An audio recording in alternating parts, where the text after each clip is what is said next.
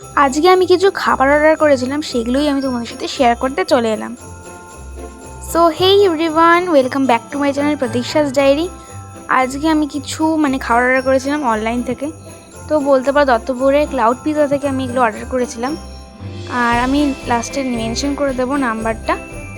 তো এখানে আমি অর্ডার করেছিলাম হচ্ছে চিকেন রেশমি কাবাব, চিকেন টিক্কা কাবাব, চিকেন পপকর্ন আর চিকেন চিজ বার্গার।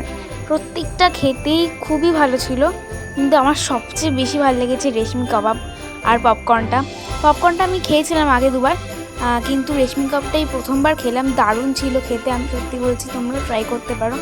ভীষণ ভালো ছিল, বাকিগুলো ভালো ছিল, কিন্তু রেশমি কাবাব আর পপকর্নটা দারুণ লেগেছে। তোমরা হয়তো আমার মুখের এক্সপ্রেশনগুলো দেখেই বুঝে যাবে, হেভি ছিল খেতে প্রত্যেকটা খাবারই।